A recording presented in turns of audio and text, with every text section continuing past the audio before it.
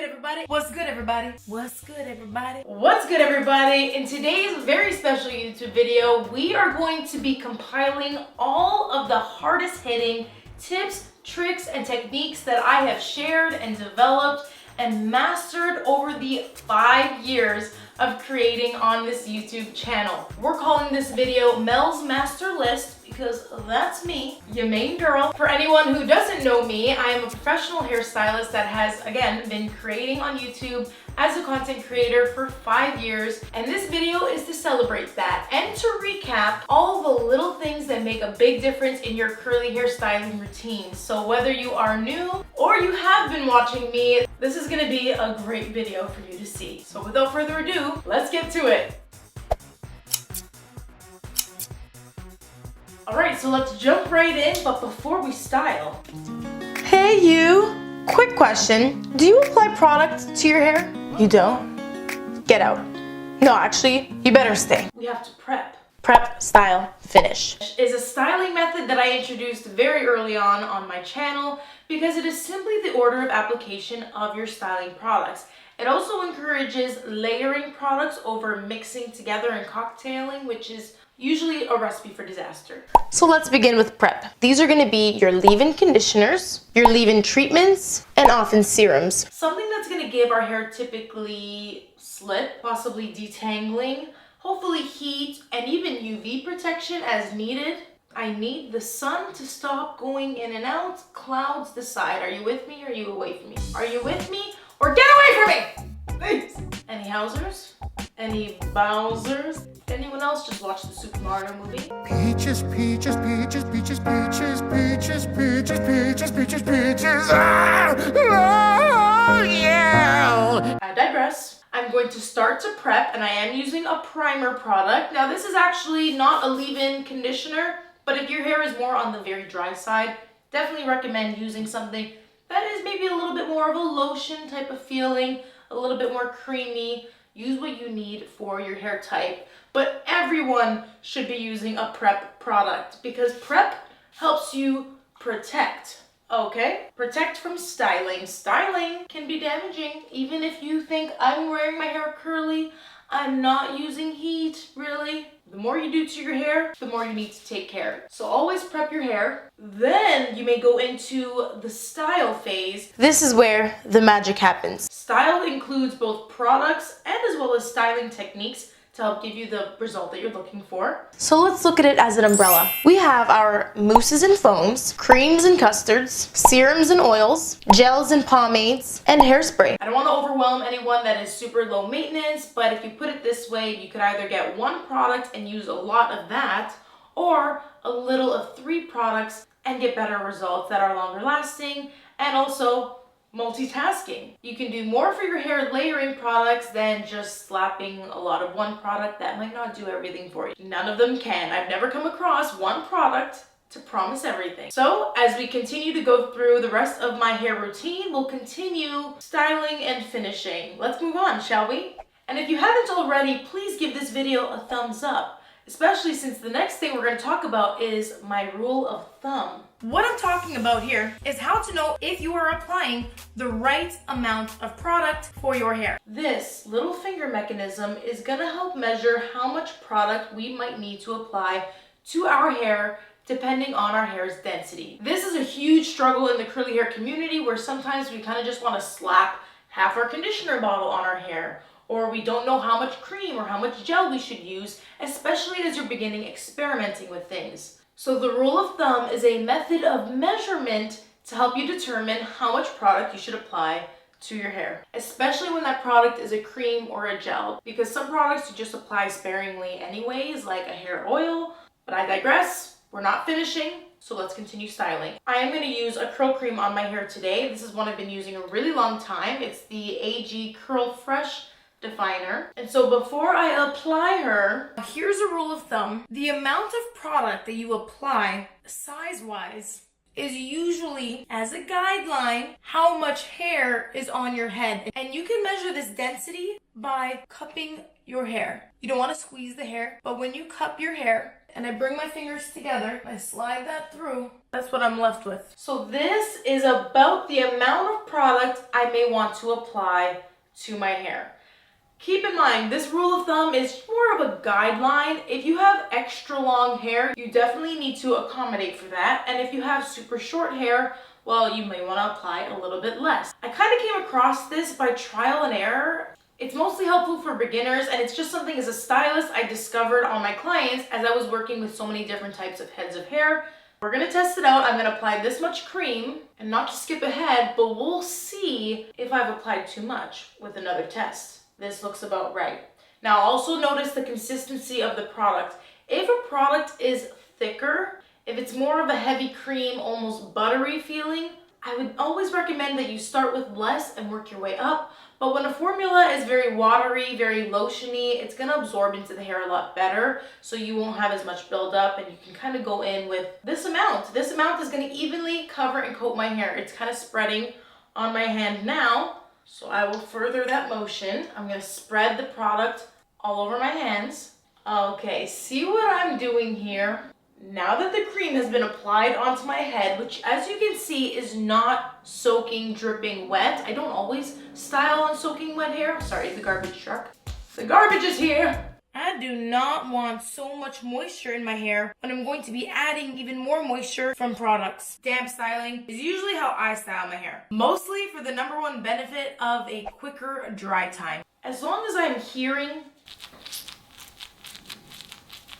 I know that there's enough moisture in my hair, and I know products will get through my hair evenly. Now, some other benefits could be that you may have some more volume. And then the last benefit I would say with damp styling is there's less clumping. But to know if I have enough product in my hair, well, the first test is to see how easily your brush or even just your fingers can glide through your hair. You should be able to feel a little conditioner, that slippery kind of feel on your hair. You want to make sure that your strands are completely coated. And I do like brushing products through because that's going to help you distribute the product evenly from root to tip, which is important to prevent frizz when you go outside. And are you ready? When I wring my hair lightly and I can see product popping out, that is a very, very good sign that I have enough product because I'm seeing it. If it's seeping out of your hair, there's a lot, then you've applied a little bit too much. So I would wipe it off, put it away, and that way you don't weigh your hair down. So that was just my next little trick. Your hair definitely doesn't need to be white,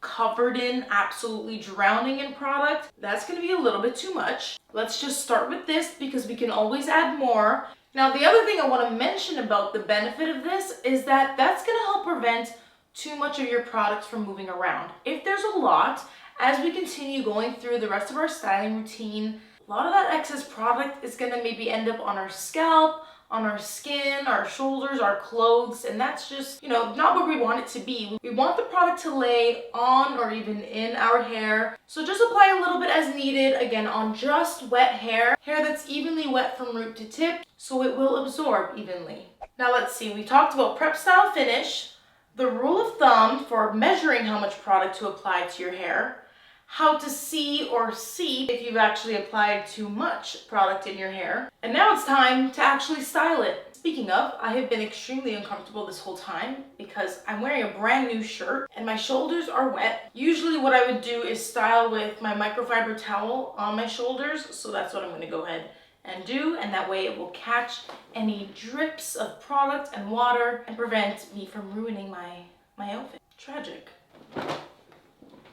Okay, so finally, let's style this. I've got all my products on, and I'm gonna keep a spray bottle with water handy as we go into this next step. We are going to section. Now is not when I want to hear any complaints, any excuses for being lazy. There's a very good reason for sectioning our hair, and that is so we can style our curls for the amount of volume that we desire out of our hair routine. There are two very important details to explain why I do, what I have taught you over these years. And those two things are styling 90 degrees off of your scalp and styling in vertical subsections. Instead of brushing down with the brush, I work in vertical sections and I style off of the scalp. What this is going to do is create more individual curl definition instead of making them all clumped together into this one fat ringlet. In cosmetology school, as we learned about the art of rollers and curl placements, we learned about the importance of being on base, or off base, or half off base, respectively. These terms explain the angle in which you would elevate the strand of your hair out from your head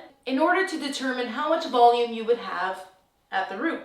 On base provides the most amount of volume, off base provides the least amount of volume, and half on base, which is a 90-degree, provides medium volume as well as the most amount of movement. It kind of gives the most natural effect at the root. And specifically when styling curls, I discovered that styling this way keeps it most natural so that you also don't get a lot of frizz at your roots. So when you're styling at 0 degrees, you are kind of squashing all of the curls at your root area. This is not giving the hair a lot of area to breathe or to curl properly. So I find that there's a lot of root frizz when you kind of brush down and try to flatten the roots for no volume. And if you style your hair at 180 degrees, well, this is so unnatural to how the hair is going to fall thanks to gravity. So while you might get a lot of volume, it can sometimes take away from how much definition you have in your roots. It might be a little bit frizzy. So for a happy medium, we style at 90 degrees or half on base. Is this making sense to you? Now, as for the vertical versus horizontal partings, I have found that styling vertically helps you cover more ground. It also gives a lot more movement in the hair. And most importantly, I find it to be a lot quicker than taking horizontal sections because I don't have to clip away the top while I'm working on the bottom. And so that is why we style vertically and at 90 degrees. There's always a method to the madness. Now let's talk about why we're using this. What styling technique will give us the best definition so we can get more longevity out of our styles? Will it be finger coiling or the Denman brush? Brushing was formerly a very taboo way to style your curls because it seems counterintuitive. Why are we brushing out the curls? Isn't that going to cause frizz? Well, the trick is that we're doing this on wet hair. And so if the hair is healthy enough, if there is good elasticity, which means the moisture levels in your hair are quite balanced and it bounces back when the strands are being pulled on, then this is a great way that you can define the curls, kind of like how scissors define or curl ribbon when you curl a ribbon. So this is how I discovered my ribbon curl technique, which involves using tension on your hair to create lots of definition. May I remind you that we have already applied a cream product, something with slip in our hair, which acts a little bit like a barrier as well as just a styling aid to make sure that this thing glides very easily. When doing this technique, it should not feel like we are pulling on the hair.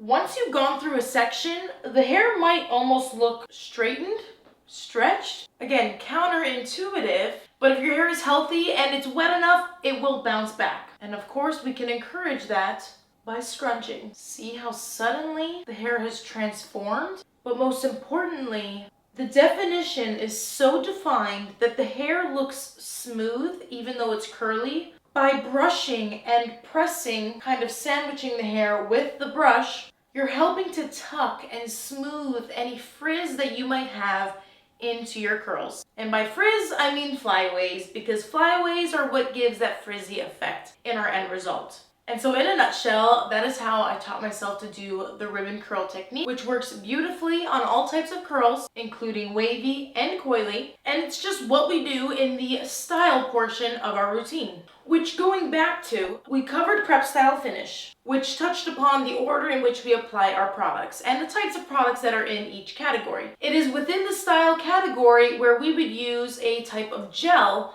on our hair. That is, if you like the result of gel. Gel is and can be a very important step or product to use in your routine if you desire longevity, because it's going to help to give your hair some hold. But as someone that likes to brush their products through, I have noticed that sometimes brushing a gel through the hair can make it a little extra crispy. It can sometimes also make it a little stringy.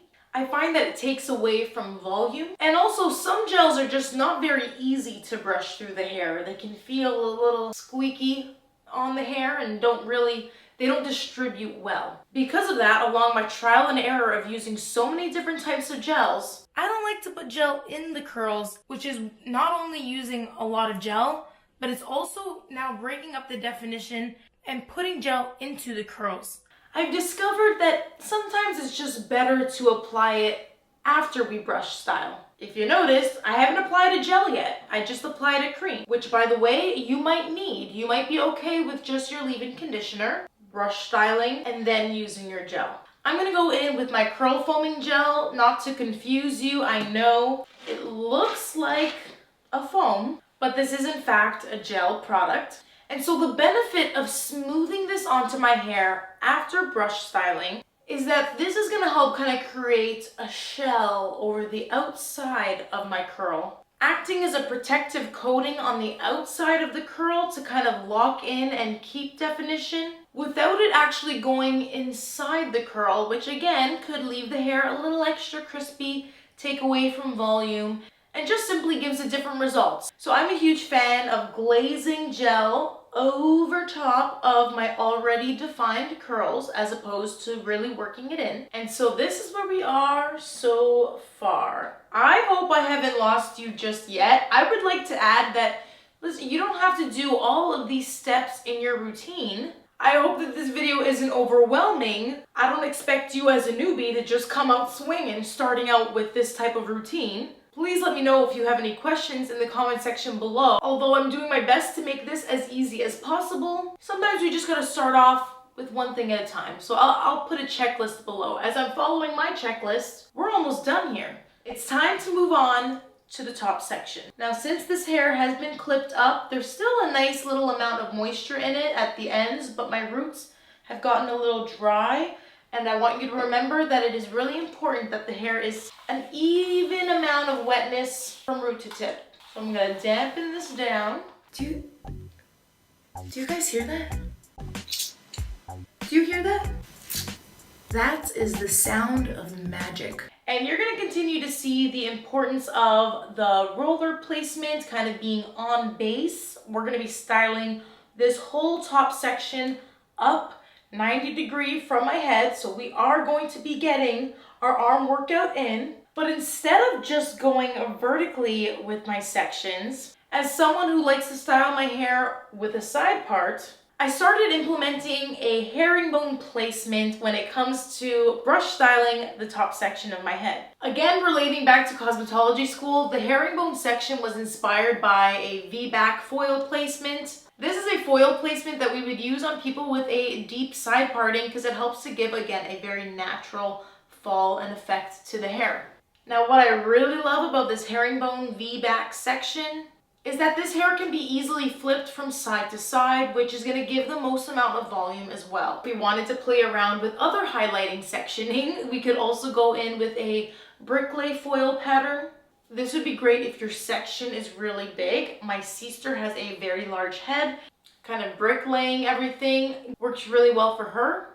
Either way, we are continuing by styling about 90 degrees. I make this a little bit easier for my arms by just looking down and styling out. You will notice that I kind of have to flick my head back up and shake the hair back so it gets out of the way. But eventually we reach the bangs. Now, a way to make the herringbone sectioning a little bit easier for you is to simply part your hair down the middle, which if you like your hair to fall in a middle part will work really well for you.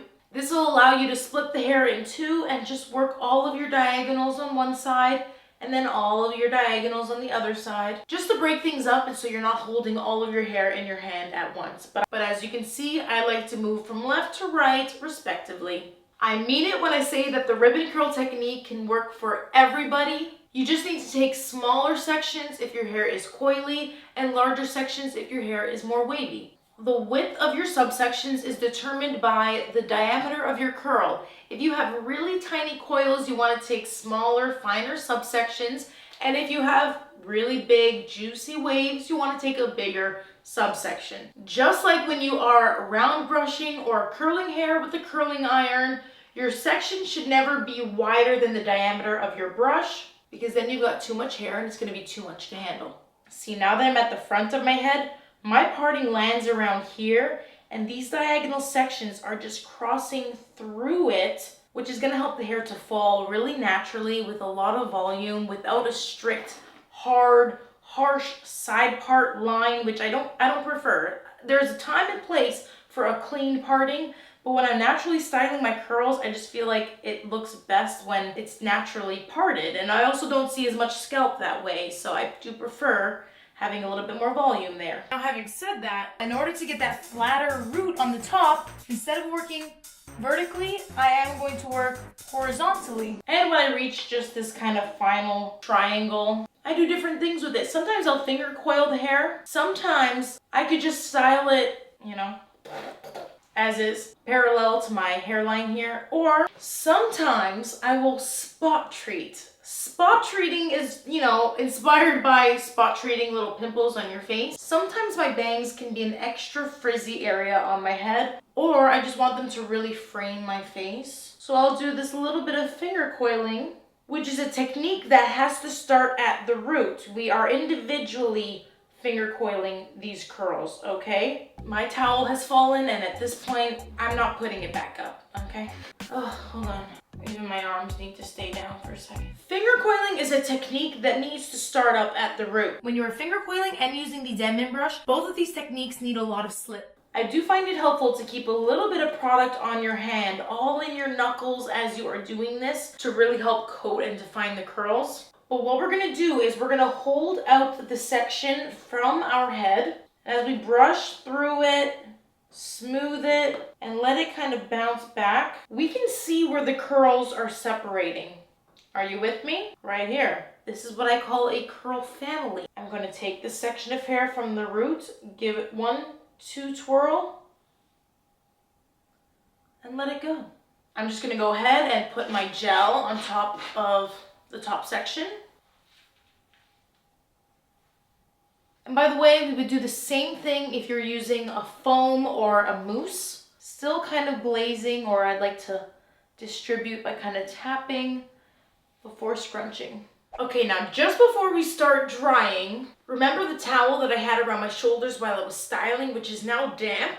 If you have styled your hair super wet and it is dripping and you want to accelerate your dry time, to make it shorter and more efficient, you actually want to use a damp towel over a dry towel to absorb the extra water in your hair, which is just science inspired by a damp sponge. Water molecules are attracted to one another, and so if your towel is already a little bit damp, it'll absorb more water than if your towel was completely dry. Now is the perfect time to go in, and this is also great if you think you applied maybe a little bit too much product, but go in and just squish out any of that excess water that's in your hair. Now I do want to add a joke here. You don't want to squish and squeeze too much moisture and product out of your hair. The hair will get frizzy if there's not enough moisture. And now drying is going to be a lot shorter, but we're not done just yet.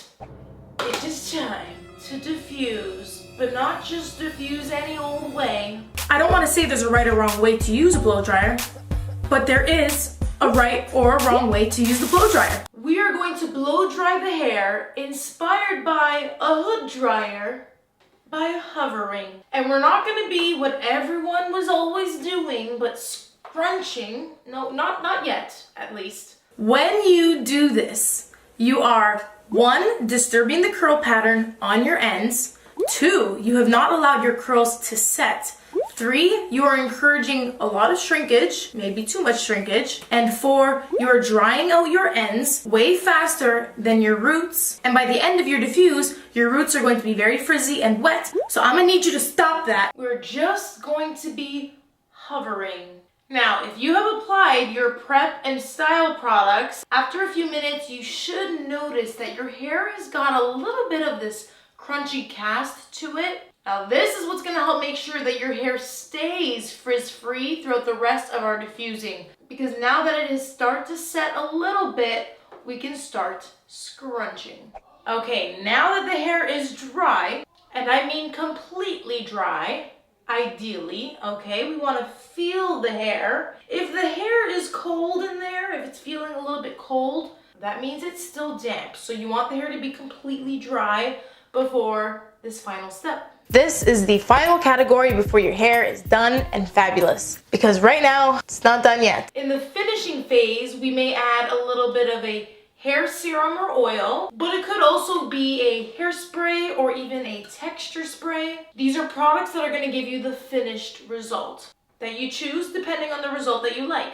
Now, almost everyone can benefit from using a hair oil, especially if you have medium to high porosity hair, because it's going to help to prevent your hair from drying out when you go outside or from getting really frizzy in humidity. And it's just going to add a lot of shine as well as soften out this crunchy look that you can see we achieved from our products. Now, by all means, if this is what you were going for, something really controlled, well, you can just lock things in place with a hairspray. But this is where I'm going to do some fluffing. So we're going to take a little bit of serum on our hands, distribute it really well, and we're going to smooth it over our strands. See that bounce? You can separate any curls that are really kind of clumped together to help add volume. And as I'm doing this, I'm really smoothing this serum over my hair, which again is going to protect it. Now you can see how much softer my hair looks now and how much fluffier it is. There's a lot more volume. If I want to bring the hold back now that it's fluffed out, then you can add hairspray on top, or I like using a dry volume texture spray.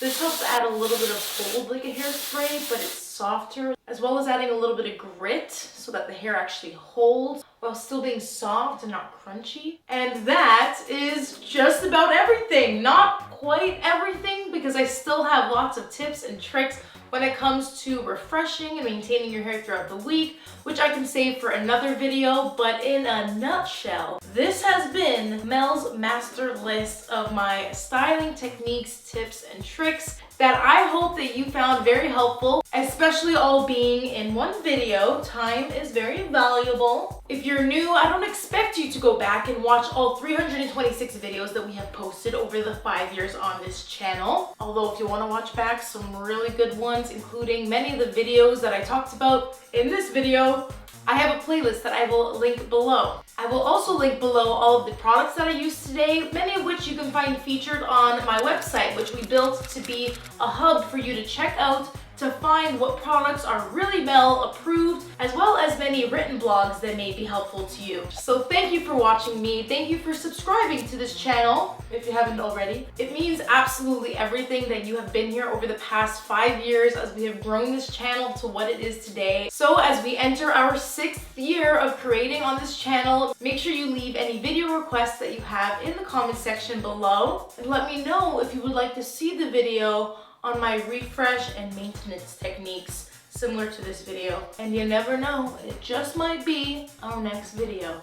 That's the end of this video. I'm really glad that you all stay tuned for watching. I hope you watch until the end, because I have news for you. This is only the beginning. Until then, peace! You're gonna have to leave. I won't take imbeciles in the room while I'm filming. You're gonna be making noises, and this is serious, okay? This is my career, so if you're not in, get the fuck out. Should I put rings on? If you're watching this video, there's a reason. Because you're doing something wrong! Are we ready? What's good, everybody? What's the right side and the wrong side? I like it like that. The bigger the hair, the harder they stare. But it's just not big enough. Videotape me. Don't videotape me. Yep. Take it off. Okay. I hope I don't look crazy.